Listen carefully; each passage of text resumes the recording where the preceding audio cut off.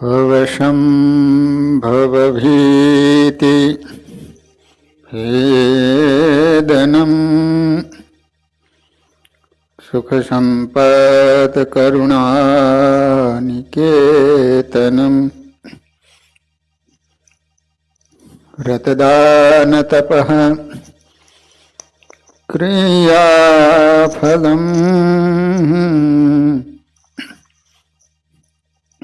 सहजानन्दगुरुं भजे सदा। ॐ अवतारिणि श्री स्वामिनारायणाय नमो नमः। श्री हरिकृष्णाय घनश्यामाय नीलकण्ठाय सरयुदासाय नमो नमः। बोलो स्वामिनारायण भगवाननी जय। श्री हरिकृष्ण महाराजनी, श्री नरनारायण देवनी, श्री लक्ष्मीनारायण देवनी, श्री रेवती बड़देवजी महाराजनी जय। श्री विघ्न विनायक देवनी जय। श्री कष्टभंजन हनुमान जी महाराजनी जय। वाला भक्तजनों, हमें आपणे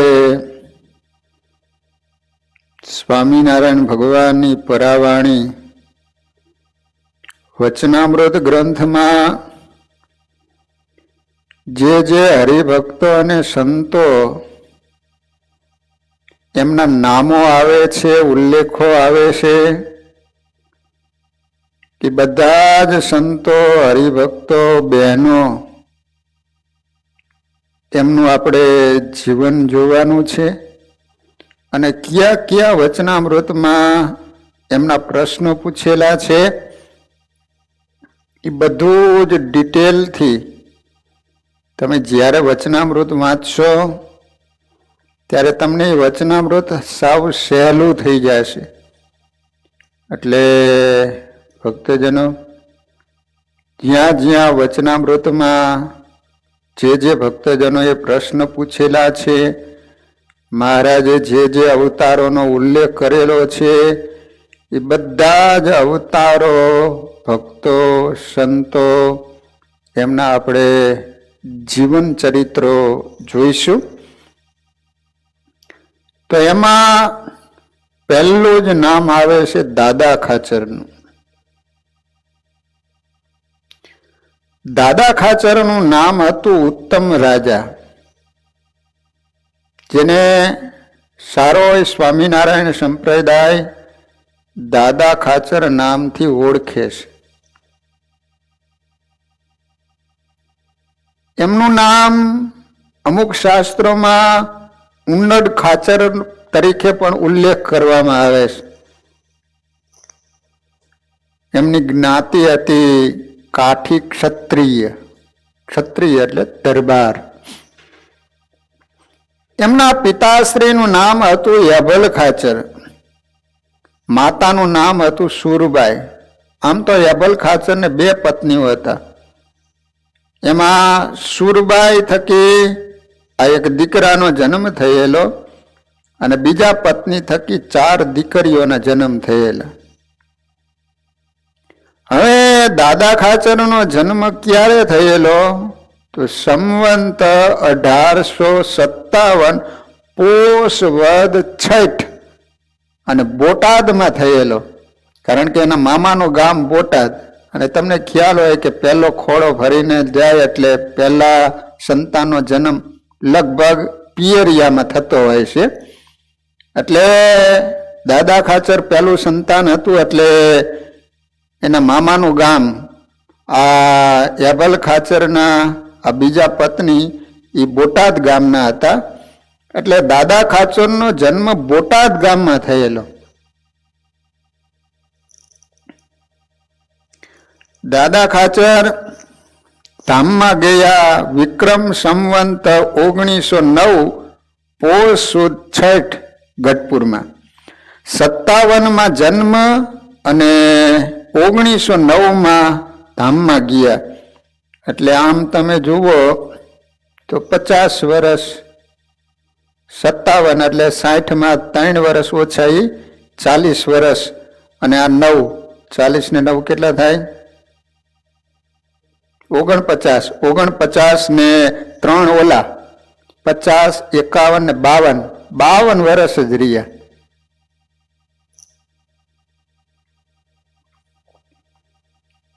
એમનું હવે અંગ કેવું હતું? બધા માણસોના અંગ અલગ અલગ હોય. તો એમાં દાદા ખાચરનું અંગ હતું શ્રીહરિને વિશે અપાર વિશ્વાસ. વિશ્વાસ એટલે જેમ ભગવાન કે એમ જ કરવાનું. દિવસ હોય અને ભગવાન એમ કે દાદા અત્યારે રાત્રિ છે તો તરત એ રાત્રિ જ કે. એટલો વિશ્વાસ. દાદા ખાચરને ભગવાનને વિશે વિશ્વાસનું અંગ હતું તથા એને પ્રસન્ન કરવાનું અંગ હતું, સાથોસાથ સેવાનું પણ અંગ હતું. વાલા ભક્તજનો, દાદા ખાચરના પ્રથમ પત્નીનું નામ હતું કુંવરબાઈ અને બીજા પત્નીનું નામ હતું જસુબાઈ. એમના પિતાને પણ 2 પત્નીઓ હતા, દાદા ખાચરને પણ 2 પત્નીઓ હતા. એકનું નામ કુંવરબાઈ અને બીજાનું નામ જસુબા. કુંવરબાઈને કઈ સંતાન હતું નહીં. ભગવાને જસુબાઈ આવીને લગ્ન કરાવ્યા અને એના થકી 2 દીકરાના જન્મ થયેલા. વચનામૃતના પાને પાને દાદા ખાચરનું નામ વર્ણાયેલું છે. તેમની દાસત્વ અને સેવા ભક્તિ અજોડ છે. નામ એનું ઉત્તમ હતું, પણ દાદા ખાચર નામ એટલા માટે પાડવામાં આવ્યું કે દાસના દાસ થઈને રહ્યા, એટલે 2 દા ભેગા થયા ને એટલે દાદા. નકર આમ સમાજમાં દાદો કોને કે? માથા ભાઈ હોય ને એને દાદો કે, નથી કેતા દાદો થઈને ફરે છે. પણ આ દાદા ખાચર એટલા માટે નામ પડી ગયું કે હંમેશને માટે સત્સંગમાં બધા એના દાસાનું દાસ થઈને રહ્યા. શ્રીહરિએ દાદાની જે પરીક્ષા લીધી તેમાં તેઓ સાંગો પાંગ પાર ઉતર્યા છે. તે સાથે સંતોની, ભક્તોની પણ અપાર સેવા કરી છે. પોતે તો સેવા કરી, પણ પોતાના કુટુંબે પણ સેવા કરી. પોતાનું ધન, ધામ, કુટુંબ, દેહ અને મન પણ શ્રીહરિની સેવામાં જોડી દીધું. જે કાર્ય સરાહનીય છે, આવી સેવા ભાગ્યે જ કોઈ કરી શકે. તેઓ સદાય શ્રીહરિના ગમતામાં વર્ત્યા.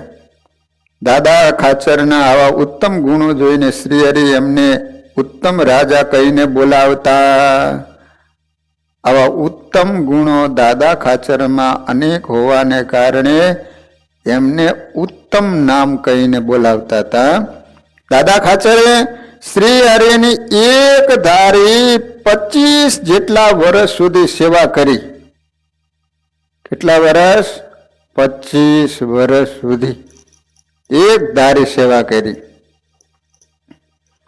શિવહરણી વેશે શ્રીહરિ લોજ પધાર્યા. પછી દાદા ખાચરનો જન્મ થયેલો. ક્યારે? કારણ કે 56માં મહારાજ લોજ પધાર્યા, દાદા ખાચરનો જન્મ 57માં થયો.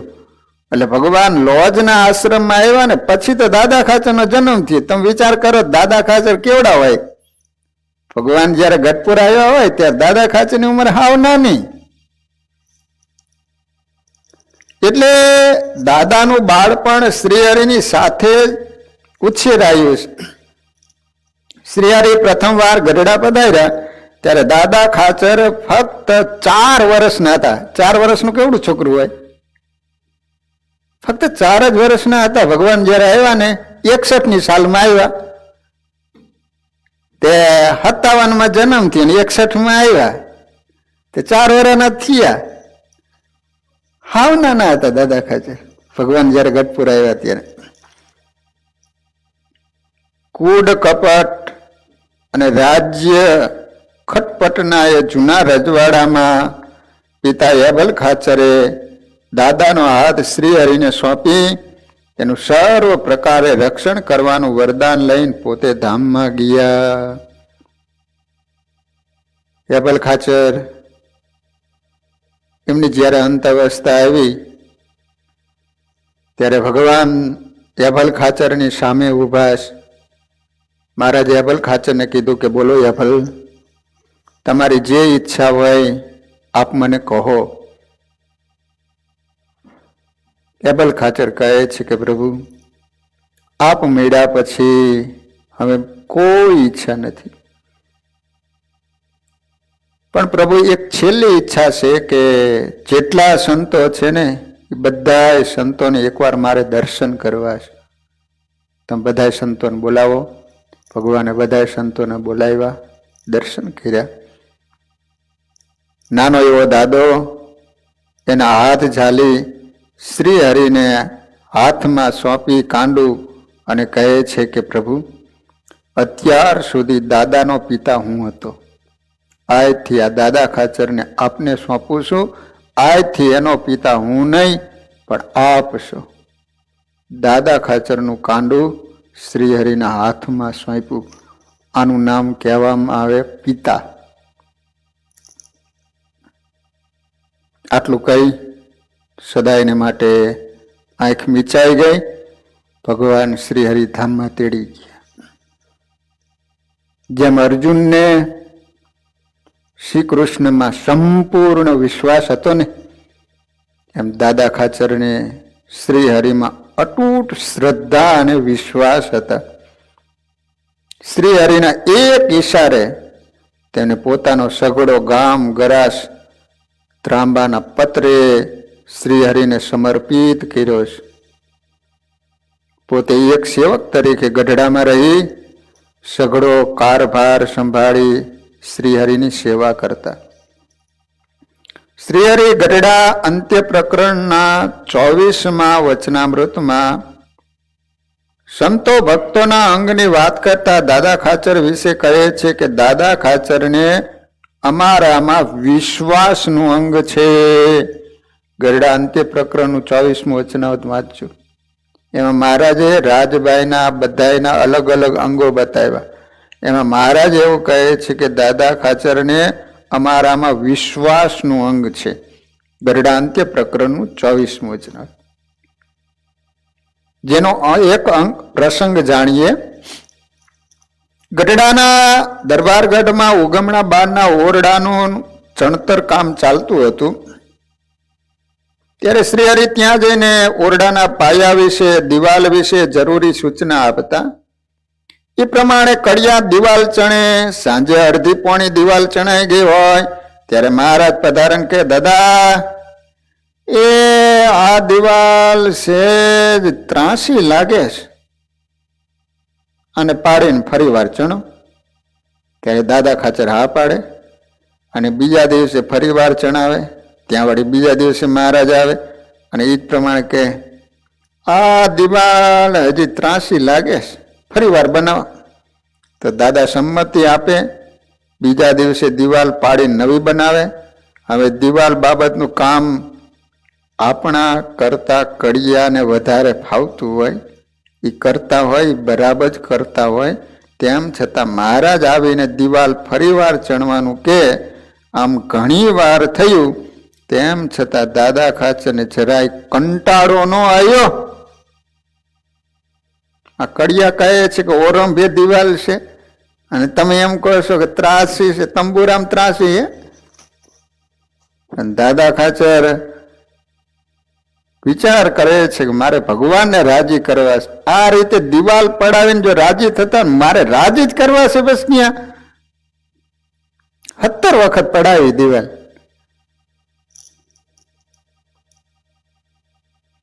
કંટાળો ન આવ્યો અને સંશય પણ ન થયો.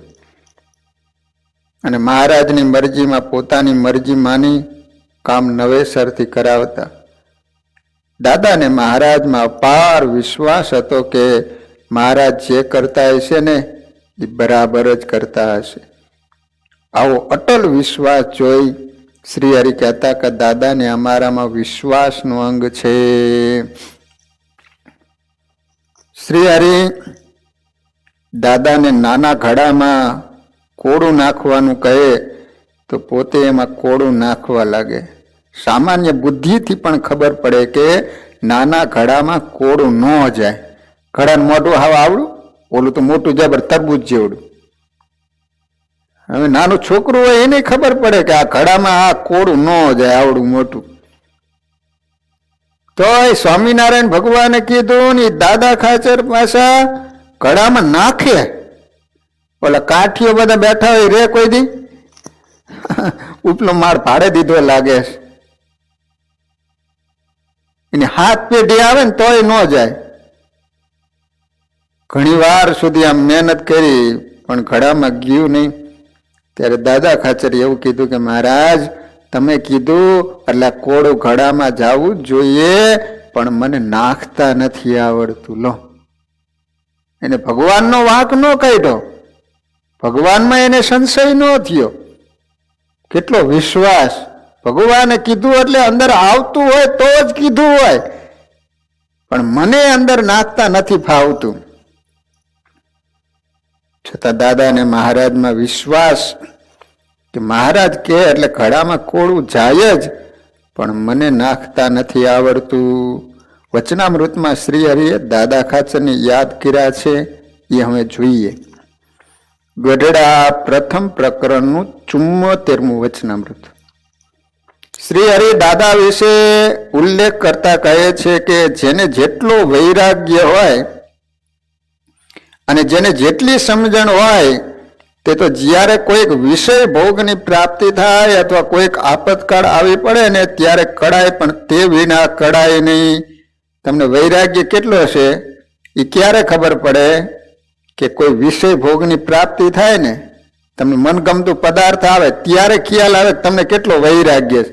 બાકી તો બધા દેખાડતા જ હોય, પણ સામે એવા વિષય ભોગ આવે છતાં એની અંદર લેવાય નહીં ત્યારે એનો વૈરાગ્ય સાચો. અથવા તો કોઈક આપતકાળ આવી પડે ને ત્યારે કડાય, પણ એ વિના કડાય નહીં. જાજી સંપત કે આપત આવે એની વાત શીખે ભાઈ, પણ આ દાદા ખાચરને થોડું જ આપતકાળ જેવું આવ્યું હતું, એમાં પણ જેનું અંતઃકરણ જેવું હશે તેવું સૌને જણાણું હશે. તો દાદા ખાચરને આવો આપતકાળ શું આવ્યો હતો એ જોઈએ. ભલા ભક્તજનો, તમે વચનામૃત વાંચતા હશો, વચનામૃતમાં ફક્ત આટલી જ વાત આવે છે કે દાદા ખાચરને થોડોક આપતકાળ આવ્યો ત્યારે જેનું અંતઃકરણ જેવું હશે તેવું જણાણું હશે. પણ એ દાદા ખાચરને શું આપતકાળ આવ્યો હતો એ પાછી આપણને ખબર ન હોય. તો હવે શું આપતકાળ આવ્યો હતો એ તમને બતાવું. ગઢડામાં જીવા ખાચર રહેતા. જીવા ખાચર એટલે કોણ? એના કાકા થાય, દાદાના કાકા થાય. એટલે એભલ ખાચરના હગા ભાઈ, એનું નામ હતું જીવા ખાચર. તે શ્રી હરિના ભગત અને દાદાના કાકા થતા હતા. પરંતુ મહારાજ દાદાનો પક્ષ લેતા ઈ એને ગમતું નહીં. વારંવાર મહારાજ દાદાના વખાણ કરે અને જીવા ખાચરને લાઈ લાગે કે દાદો ખાચર ગોળના લાડુની રસોઈ આપે તો હું ખાકરના લાડુની રસોઈ આપું, તો ભૂલમાંય મારું નામ નથી લેતો, દાદો દાદો દાદો. એ ગમે નહીં બાપુ.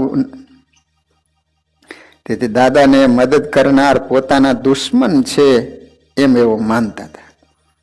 આથી દાદાનો દરબાર લૂંટી મહારાજને અને દાદાને પકડવા યોજના કરી કે આ બધું જ એનો પક્ષ લેનાર છે ને સ્વામિનારાયણ છે. સ્વામિનારાયણને કા પકડીને કા મરાવી નાખો ને મારે શાંતિ થઈ જાય, અને દાદા ખાચરને કોઈ સંતાન છે નહીં એટલે બધી સંપત્તિ મારા ભાગમાં આવી જાય. આવો એને આઈડિયો વિચાર કર્યો.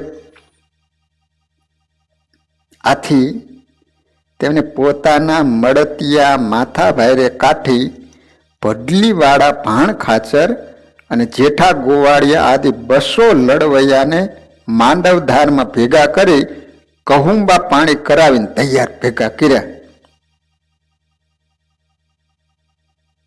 ઠરાવ કર્યો કે સવારે એક સાથે હલ્લો બોલાવી દાદાના દરબારને લૂંટી લેવો. પણ અંતર્યામી પ્રભુએ વાત જાણી. દાદાને જણાવ્યું કે દાદાએ પોતાના સાથી કાઠીઓને ભેગા કર્યા અને જીવા ખાચરને કપટની વાત જણાવી. તે સમયે મહારાજ બોલ્યા કે દાદાને થોડોક આપતકાળ આવ્યો છે તો આપણે કેમ કરવું? તમારે જે સુરવીર ત્યારે જે સુરવીર અરે મહારાજમાં દ્રઢ શ્રદ્ધાવાળા હતા તે ધીંગાણું કરવા તૈયાર થઈ ગયા. પણ કેટલાક કાઠીઓએ એવો મત વ્યક્ત કર્યો કે ગરાસ તો દાદા ખાચર ખાશે, એમાં મહારાજ આપણા માથા કપાવા માગે છે.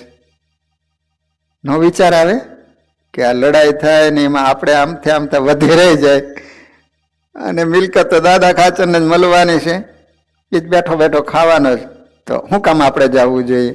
ઘણા માણસો એવો વિચાર કરવા માંડ્યા. આ સાંભળી મહારાજ કે હવે બધા વાળું કરીને સૂઈ જાઓ, સવારે વાત એમ કહીને મહારાજ બધાને સુવાડી દીધા. પોતે અડધી રાતે ઉઠી કરીમ ભગત અને નાજા જોગ્યાને લઈને એકલા માંડવધારના રસ્તે ચાલ્યા. માંડવધારમાં ઓલા 200 માણસો ભેગા થઈને બેઠા હતા ને કાવતરું કરીને કે સવારે આપણે હલ્લો કરવો અને સ્વામિનારાયણને દાદા ખાચરને પકડી લેવા.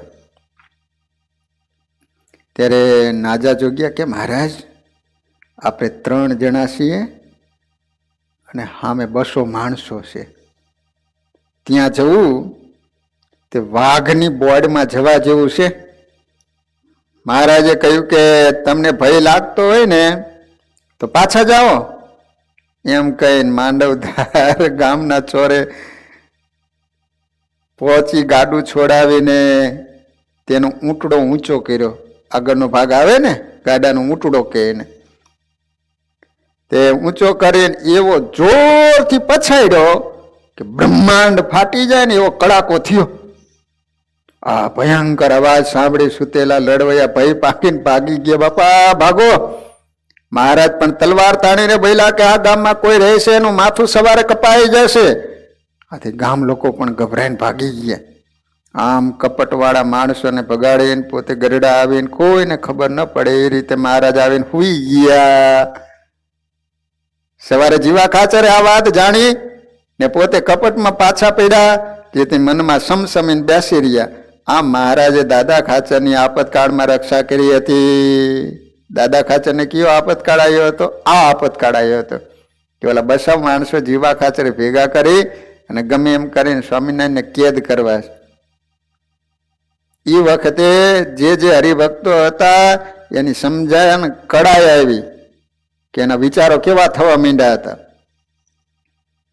વચનામૃત ગરડા અંત્ય પ્રકરણનું 24મું, એમાં ભગવાન કહે છે કે પ્રકૃતિ જે જાવે તે જીવને બહુ કઠણ છે, તથાપી જો સત્સંગમાં સ્વાર્થ જણાય તો પ્રકૃતિ ટાળવી કઠણ ન પડે.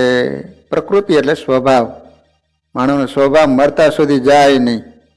પ્રાણ અને પ્રકૃતિ સાથે જાય, એમ કે મરે ત્યારે જાય. તો મહારાજ કે પ્રકૃતિ ટાળવી કઠણ ન પડે, સત્સંગમાં સ્વાર્થ જણાય તો.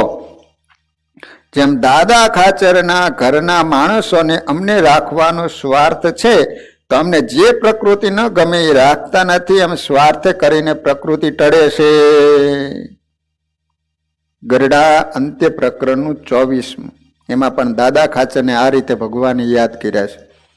દાદા ખાચર તથા એમના ઘરના સર્વે કુટુંબીજનો લાડુબા, જીવબા વગેરે શ્રીહરિનો પૂરો મહિમા જાણ્યો હતો કે આ શ્રીહરિ પૂર્ણ પુરુષોત્તમ ભગવાન છે, તે આપણા જીવનું કલ્યાણ કરશે. તેથી તેઓ શ્રીહરિની ખૂબ સાર સંભાળ લેતા તથા પ્રભુ જરાય કોચવાય એવું કોઈ વર્તન કરતા નહીં. પોતાનો સ્વભાવ પણ જો મહારાજની સેવામાં અંતરાય કરે ને તો એવા સ્વભાવનો તેઓ ત્યાગ કરતા. એકવાર શ્રીહરિ કહ્યું કે દાદા તમે રહો છો તે ઓરડા ખાલી કરી આપો, અમારે ત્યાં રહેવું છે. ગ્રહસ્થ રહેતા હોય ત્યાં અનેક વસ્તુ પડી હોય, તેને બીજે ઠેકાણે લઈ જવી એ કઠણ કામ છે. બહેનોએ જે રીતે ગોઠવણી કરી હોય એમાં તેઓને ફેરફાર કરવો પડે એ ગમે નહીં. તેમ છતાં મહારાજની ઈચ્છામાં પોતાની ઈચ્છા ભેળવી પોતાના ગમા અણગમાનો વિચાર કર્યા વિના શ્રીહરિને કહ્યું કે એમ જ કરવું છે. એમ વિચારી બહેનોએ તુરત પોતાના ઓરડા ખાલી કરી શ્રીહરિની નિવાસ માટે આપી દીધા.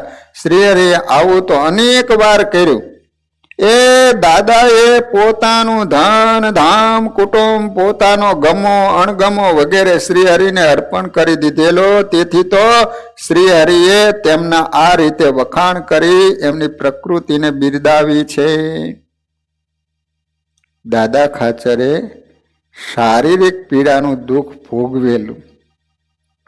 તેમને 11 દિવસ પેશાબ બંધ થઈ ગયેલ છતાં મહારાજ પાસે ફરિયાદ નહોતી કરી. કેટલા દિવસ સુધી? 11 દિવસ સુધી. પેશાબ બંધ થાય એટલે 11 દિવસ. કદાચ ખાવાનું બંધ થાય તો હાલે, પણ પેશાબ 11 દિવસ સુધી બંધ રહ્યો હોય, આપ સમજી શકો છો કે કેટલી પીડા થતી હશે. તો એને ભગવાનને ન કીધું, નકર ભગવાન હાજર જ હતા ને, અને ભગવાનને ક્યાંક મટાડી દે. પણ એ ભગત કેવા હશે? દાદાની પોતાના ઉપર કેવી નિષ્ઠા છે તે ચકાસવા શ્રીહરિ તેમની અનેક વાર પરીક્ષા લેતા, પણ એ પરીક્ષામાં દાદા ખાચર સાંગો પાંગ પાર ઉતર્યા.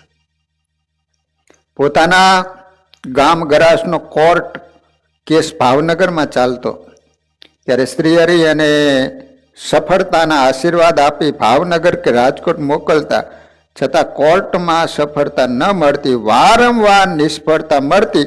તેમ છતાં દાદા ખાચરને એવો જરાય અવિશ્વાસ ન આવતો કે આ શ્રીહરિ ભગવાન કહે છે મને આશીર્વાદ આપીને મોકલે, છતાં આશીર્વાદ કેમ સફળ નથી થતા? ભાવનગર ને રાજકોટ કોર્ટમાં કેસ હાલતો હોય, મુદત આવે, મહારાજ આશીર્વાદ આપે કે જા દાદા આ વખતે ફતેહ થઈ જાય. જૈન ઈમડી પાછા આવે. આવા તો કેટલી વાર મોકલ્યા. તો એ દાદા ખાચરને જરાય ભગવાન પ્રત્યે આમ સંશય ન થતો કે આશીર્વાદ બાળકી મોકલે તો મારું કામ તો ફતેહ થતું નથી, ચુકાદો આવતો નથી.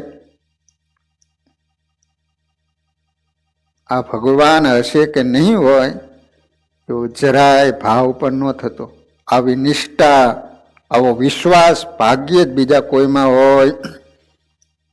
સતયુગમાં જે ચરિત્રો સંભવે તેવા દિવ્ય અને માનુષી ચરિત્રો આવી કપરી કસોટી શ્રીહરિ કરતા પણ દાદા ખાચરને શ્રીહરિમાં પ્રેમ, વિશ્વાસ, નિષ્ઠા જરાય ઓછી ન થતી હતી.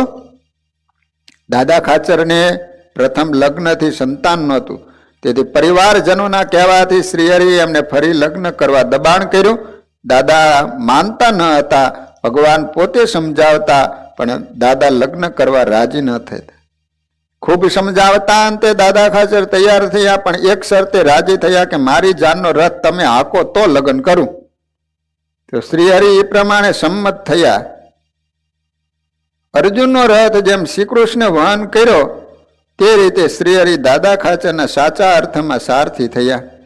શ્રીહરિ પોતાના આશ્રિત કુટુંબીઓએ ગ્રહસ્થોને સંતાન ન થાય, શ્રીહરિ પોતાના આશ્રિત ગ્રહસ્થોને સંતાન થાય એવા આશીર્વાદ આપતા. તો મને પ્રભુ શા માટે સંતાનના આશીર્વાદ નથી આપતા તેવો સંશય પણ દાદાના મનમાં નથી થયો. શ્રીહરિની આજ્ઞાથી ફરી જાન જોડી. નાના બાળકને જેટલો પોતાની મા ઉપર વિશ્વાસ હોય ને એના કરતા પણ દાદાને શ્રીહરિમાં વધારે વિશ્વાસ હતો. એમ કહીએ તોય પણ ખોટું નથી.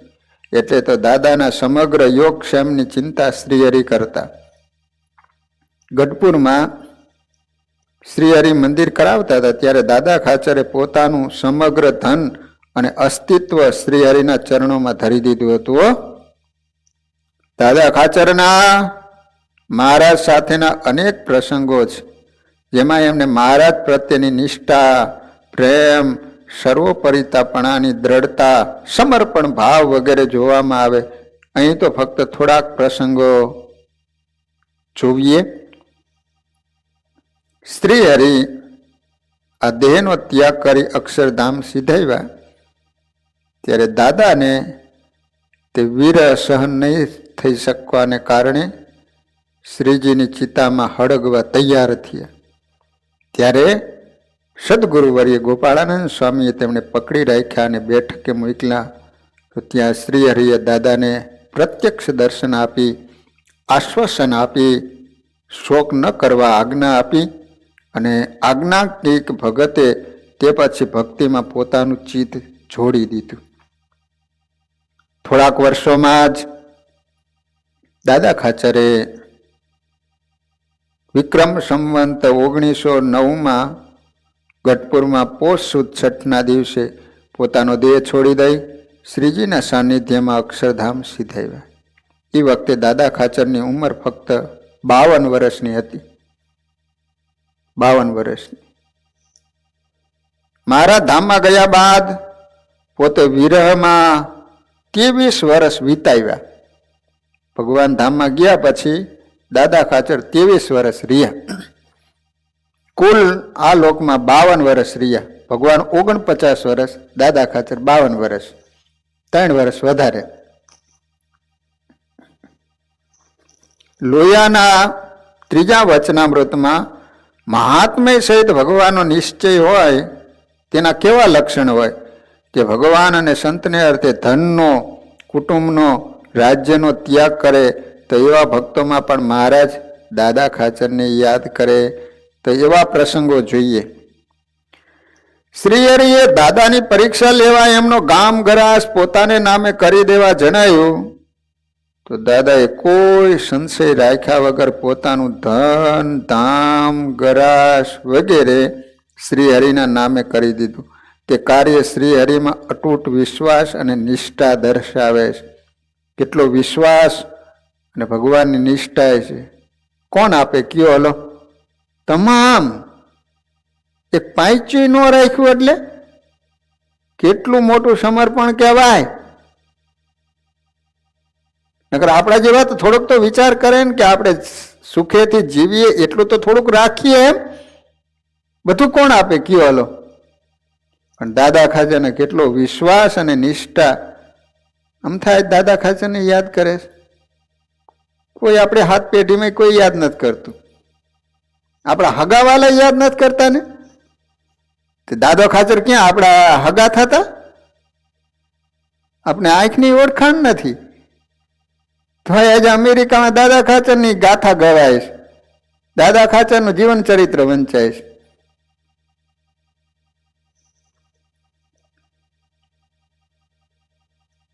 વળી મહારાજે કહ્યું કે તમે ગામ છોડીને જતા રહો.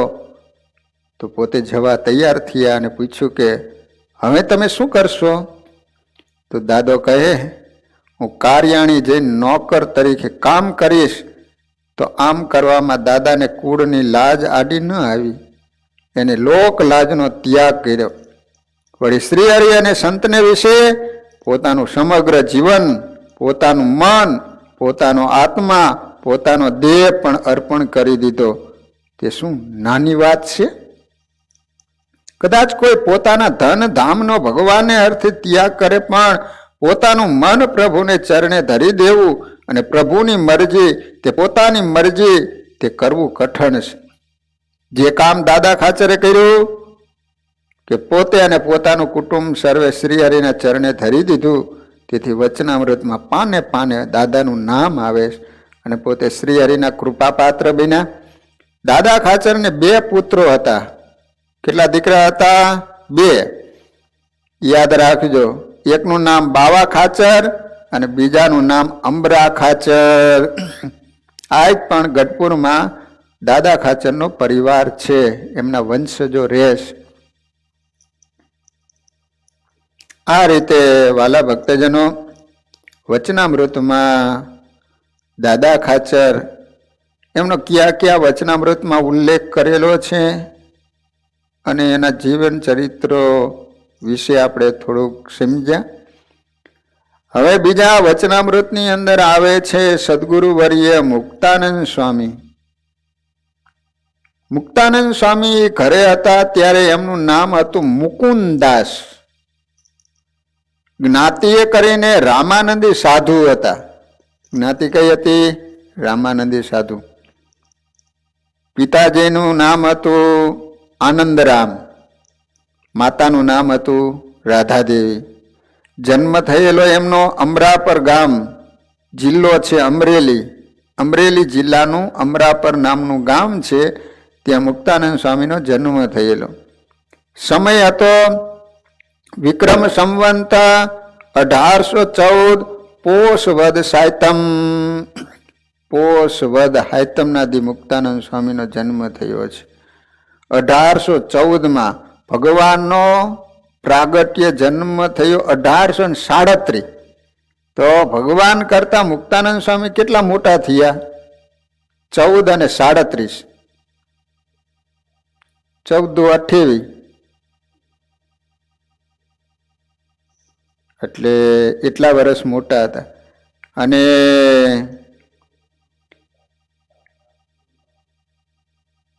1886 અષાઢ વદ એકાદશી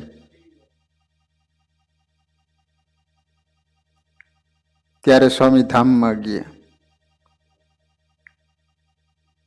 એમનું અંગ હતું દાસત્વ ભક્તિ, સાધુતાની મૂર્તિ, શ્રી હરિની ઈચ્છા તે જ પોતાની ઈચ્છા, સહનશીલતા, રામાયણના કથાકાર, સમજણ અને ધીરજતાના પ્રભાવે સત્સંગની માનું બિરુદ પામ્યા હતા.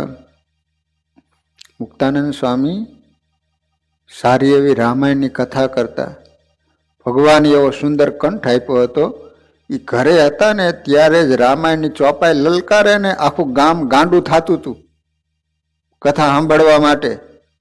એવી રામાયણની સરસ કથા કરતા. મુક્તાનંદ સ્વામી ઘરે હતા ત્યારે જો નાડી વૈદ અને વૈદક શાસ્ત્રના જાણતલ સ્વામી નાડી વૈદ ડોક્ટરનું પણ જાણતા હતા. શ્રીજી મહારાજ એમના વિશે કહેતા કે તમે કોઈ પામર જીવનો હાથ ઝાલીને એને ફેંકે ને તો તે અષ્ટ આવરણ પાર કરીને અક્ષરધામમાં પહોંચે એવી તમારામાં શક્તિ છે. આ પામર જીવ હોય ને હાથ ઝાલીને અહીંથી સીધો ઘા કરે તો અક્ષરધામમાં જઈને પડે. આટલા મુક્તાનંદ સ્વામી સમર્થ સાધુ હતા. નાનપણથી પ્રભુને મેળવવાની તીવ્ર ઈચ્છા, બ્રહ્મચર્યનું પાલન કરી પ્રભુને પ્રાપ્ત કરવાનું તાન, સંસાર પ્રત્યે ઉદાસીનતા, ભગવાન ભજવા માટેની તીવ્ર ઈચ્છાથી ઘર છોડી ગુરુ શોધવાની તીવ્ર આકાંક્ષા હોવા છતાં માત પિતાની આજ્ઞાને વશ થઈ લગ્ન કરવા પડ્યા. સ્વામીના લગ્ન થયેલા હતા હો. હા, પણ મનમાં તીવ્ર વૈરાગ્ય અને અખંડ બ્રહ્મચર્ય પાળવાનું અતિ તાન. આથી ઘર છોડવા માટે ગાંડા થયાનું નાટક કર્યું. હવે આવો ગુણિયેલ છોકરો હોય એને ઘરેથી રજા આપે? તમારે ત્યાં 3 છોકરા હોય ને તો ઘરે પધરામણી ગયા હોય ને, ઓલું અડધો માળ ખાલી હોય ને ગાંડું હોય ને, સ્વામી આ તમારે હારે લઈ જાઓ. તે અમારે શું એને પૂજા કરવાની? પછી કે સાધુ બગડી ગયા. બગડેલો માલ જ અહીંયા આવ્યો છે. હવે સુધારે કેટલો માલ તો તમારે ત્યાંથી જ આવ્યો છે ને.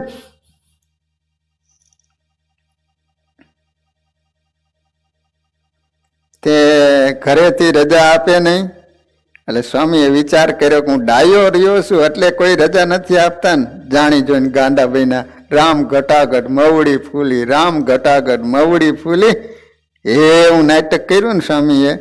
ગામના સમજદાર દરબાર એમનું નાટક ઓળખી ગયા ને કહ્યું, તમે ડાયા છો, શું કામ ગાંડા થવાનું નાટક કરો છો? દરબાર તો હોશિયાર હોય ને, જોયા એટલે તરત જ ખ્યાલ આવી ગયો છે ડાયો છોકરો, જાણી જોઈને ગાંડા કાઢે છે. એટલે તરત એને બોલાવીને કીધું, અહીંયા આવજે, તું શું કામ નાટક કરે છે? તારે શું કરવું છે એ મને કહી દે ને. તો કહ્યું, મારે અખંડ બ્રહ્મચર્ય વ્રત ધારણ કરી ભગવાન ભજવા છે અને છતે દેહે પ્રાપ્તિ કરી લેવી છે. પછી માત પિતા પાસે ફરી પરત આવવાની સંમતિ આપી યાત્રા પ્રવાસ કર્યો. માત પિતાને કીધું કે હું યાત્રા કરવા જાઉં છું. એટલે રજા મળી. પણ એનો વૈરાગ્ય તો ચરમ સીમાએ પહોંચેલ. અષ્ટ પ્રકારે બ્રહ્મચર્ય રાખી ઉર્ધ્વ રેતા બનાવે એવા સદગુરુની શોધ આદરી. જુદા જુદા સ્થળે ગુરુની શોધમાં ફર્યા પણ એવા સમર્થ ગુરુ મેળવી ન શક્યા. અંતે આકાશવાણીના કહેવા પ્રમાણે ફરતા ફરતા સરદાર આવ્યા. ઘણે ઠેકાણે ફર્યા. વાત કરે કે મારે બ્રહ્મચર્ય પાડીને ભગવાનને મેળવવા. શું વાત કરે મુકુંદ? આ કળિયુગમાં બ્રહ્મચર્ય અસંભવ. ધાંગધ્રા ગયેલા, વાંકાનેર ગયેલા. અંતે વિચાર કર્યો કે એવા સદગુરુ ન મળે, ભગવાનની પ્રાપ્તિ ન થાય તો દેહને રાખીને શું કરું? વૃક્ષ ઉપર ચડીને પડવા માટે તૈયાર થયા. તો આકાશવાણી થઈ, મુકુંદ મુકુંદ મરશો નહીં, તમે સરદાર જાઓ, ત્યાં સાચા સદગુરુને તમને ભેટો થશે. આકાશવાણીના કહેવા પ્રમાણે ફરતા ફરતા સરદાર આવ્યા. ત્યાં ચોરાના મહંત તુલસીદાસ મહાત્માને મળી એના આશ્રમમાં રહી રામાયણની કથા વાંચતા. તે દરમિયાન સરદારમાં સદગુરુ રામાનંદ સ્વામી પધાર્યા. આ સમર્થ સંતની દિવ્ય વાણીનો લાભ લેવા મુકુંદદાસને અંતરમાં અનેરી શાંતિ મળી અને એના શિષ્ય થવાનું વિચાર્યું. બન્યું એવું કે રામાનંદ સ્વામી આવ્યા ને, નકર મુકુંદદાસ કથા વાંચે આખું ગામ સાંભળવા આવે. તે રામાનંદ સ્વામી આવ્યા ને કોઈ માણસો જ ન આવ્યું. મુકુંદ કહે છે કે માણસો બધા ક્યાં ગયા? તો કે રામાનંદ સ્વામી એવા સમર્થ સાધુ પધાર્યા છે એમ. તે મુકુંદદાસ પણ ત્યાં ગયા અને સ્વામીના દર્શન કર્યા ને અંતરમાં શાંતિ શાંતિ શાંતિ થઈ ગઈ. વિચાર કર્યો કે આ સંતના માધ્યમથી જ મને ભગવાનની પ્રાપ્તિ થશે. એમના શિષ્ય થવાનું વિચાર્યું. પણ જૂના ગુરુ તુલસીદાસ એમ આવા સારા શિષ્યને રજા ન આપે, એથી ફરી ગાંડા કાઢ્યા. એને હાથમાં આઈડિયો આવી ગયો હતો કે રજા ન આપે એટલે આર્ય ઉપાય કરવાનો, એક જ ગાય રજા મળી જાય. તે સદાવ્રત તથા દાનમાં યાત્રાળુ સંતોને જે કાંઈ અનાજ હતું ને વાસણો હતા એ આપવા જ માંડ્યા. તુલસીદાસ ખીજાયા. મુકુંદદાસ કહે મને આવું ગાંઠ પર થયા જ કરે છે, તમારે મારી જરૂર ન હોય ને તો મને રજા ચિઠ્ઠી લખી દો. ગુરુને થયું આવા ગાંડા શિષ્યને રાખવા કરતા રજા આપવી સારી. તેથી તુલસીદાસે એને લેખિત રજા આપી. આ ચિઠ્ઠી લઈને મુકુંદદાસ ગુરુ રામાનંદ સ્વામી પાસે બંધિયા ગામ ગયા. સ્વામીએ પણ એની આકરી પરીક્ષા લઈ અને પોતાના શિષ્ય બનાવી દીક્ષા આપી અને મુક્તાનંદ સ્વામી નામ પાડ્યું. મુક્તાનંદ સ્વામીનો તીવ્ર વૈરાગ્ય, અપાર મેઘા અને જ્ઞાન શક્તિ જોઈ રામાનંદ સ્વામી તેમને સંસ્કૃત ભણવા માટે ભુજ મોકલા. એક દેવાનંદ સ્વામી હતા અને એક આ મુક્તાનંદ સ્વામી. એ જમાનામાં વિચાર તો કરો, આજથી 250 વર્ષની વાત કરું છું. ઠેઠ ક્યાં લોજ અને ક્યાં ભુજ. તો અહીંયા સંસ્કૃતની પાઠશાળા હતી. તો આ સંતોને ભણવા માટે ત્યાં મોકલા. ત્યાં એને રહેવા માટે ઓલા સુંદરજી સુતાર ને હીરજી સુતાર હતા ને, તે અહીંયા ભિક્ષા માગવા માટે ગયા. તો પછી એના મા હતા ને એને ભિક્ષા દેવા માટે આવ્યા. એટલે વાત કરી કે અમે અહીંયા રહીએ છીએ પણ ત્યાં આજુબાજુમાં અવાજ ને ઘોંઘાટ થતો હોય એટલે થોડીક મુશ્કેલી પડે છે. જો તમારે કોઈ મકાન એવું હોય તો અમને રહેવા માટે આપો ને, અમે સંસ્કૃત ભણવા માટે અહીંયા આવ્યા.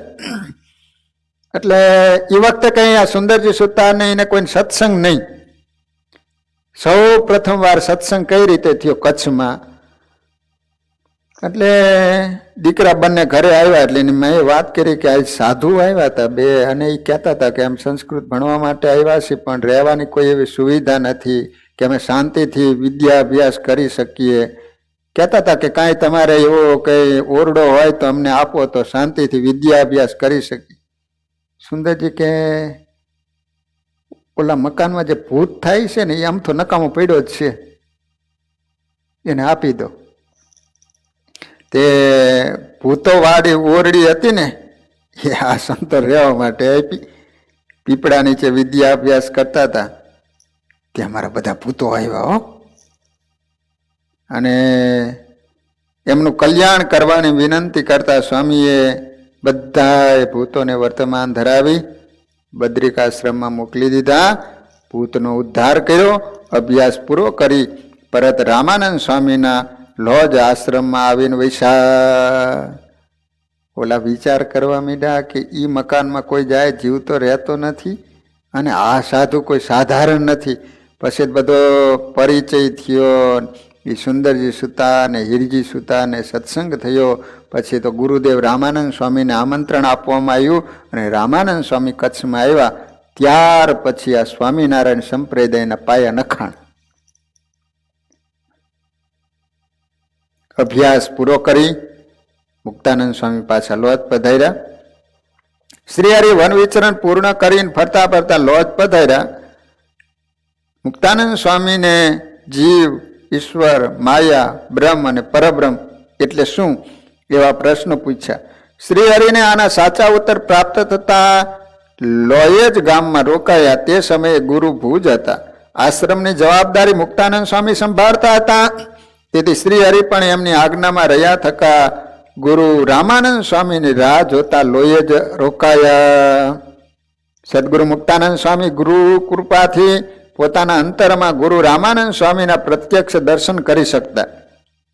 મુક્તાનંદ સ્વામી સમર્થ સંત હોવા છતાં તેમનામાં વિનમ્રતા અને નાની વયના માનવી પાસેથી સાચી વાત સમજવાની અને એને સ્વીકારવાની કળા અદ્વિતીય હતી.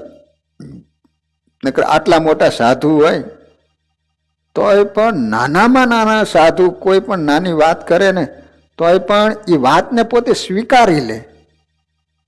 ખરેખર મારામાં આટલી ખોટ છે. શ્રી હરિએ આશ્રમમાં ભાઈઓ બહેનોની સભા જુદી કરાવી. આશ્રમમાં ગ્રહસ્થ ઘરમાંથી અગ્નિ લેવાનો ગોખલો પુરાયો. આ રીતે આજકાલના આવેલા અને એમનાથી મુક્તાનંદ સ્વામી આટલા ઉંમરમાં મોટા હોવા છતાંય ભગવાન જેમ કે મુક્તાનંદ સ્વામી કરવા માંડ્યા. આ વિચાર તો કરો. નકર ન કહી દે કે એ આજકાલનો આવેલો તું મને કહેવા વાળો કોણ? હાલતો તો હાલતો. પણ એ મુક્તાનંદ સ્વામીની નમ્રતા, એની સાધુતા કે નીલકંઠ વર્ણી ક્યાંય ન રોકાણા ને લોજના આશ્રમમાં રોકાઈ ગયા એ મુક્તાનંદ સ્વામીની સાધુતાને કારણે. વાલા ભક્તજનો, આપણે આ રીતે વચનામૃતના પાત્રો એ ખૂબ વિસ્તારથી શ્રવણ કરીશું કે જેના માધ્યમથી તમારે બધા વચનામૃતો હાવ સહેલા થઈ પડશે. તો બાકીની કથાઓ આપણે કાલે શ્રવણ કરીશું. અત્યારે કથાનો સમય પૂરો. હરિસ્મરણ સાથે કથાને વિરામ. શ્રીપતિમ શ્રીધરમ સર્વદેવેશ્વરમ ભક્તિધરમ આત્મજમ વાસુદેવોમ હરિ માધવમ કેશવમ કામદમ કારણમ સ્વામિનારાયણમ નીલકંઠમ ભજે સહજાંશ મહારાજની. સ્વામિનારાયણ સ્વામિનારાયણ સ્વામિનારાયણ સ્વામિનારાયણ સ્વામિનારાયણ.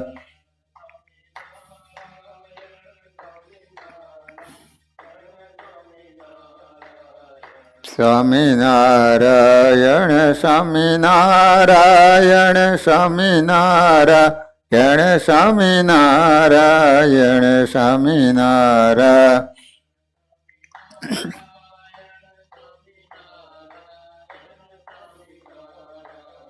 સ્વામિનારાયણ સ્વામિનારાયણ સ્વામિનારાયણ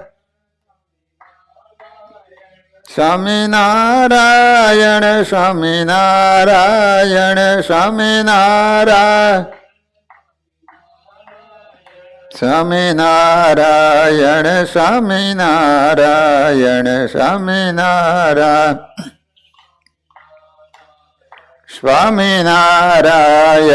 સ્વામિનારાયણ સ્વામિનારાયણ સ્વામિનારાયણ સ્વામિનારાયણ સ્વામિનારાયણ સ્વામિનારાયણ સ્વામિનારાયણ સ્વામિનારાયણ સ્વામિનારાયણ. સ્વામિનારાયણ સ્વામિનારાયણ સ્વામિનારાયણ સ્વામિનારાયણ સ્વામિનારાયણ.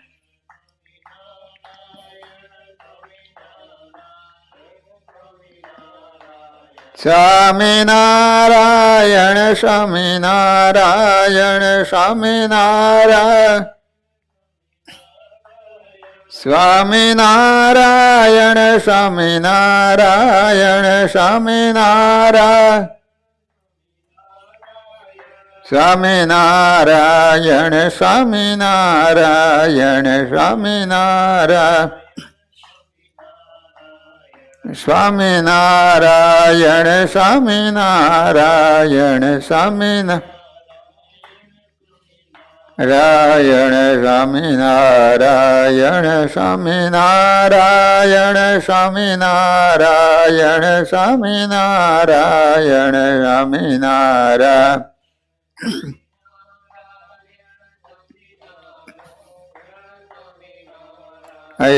સ્વામિનારાયણ સ્વામિનારાયણ સ્વામિનારાયણ સ્વામિનારાયણ સ્વામિનારાયણ.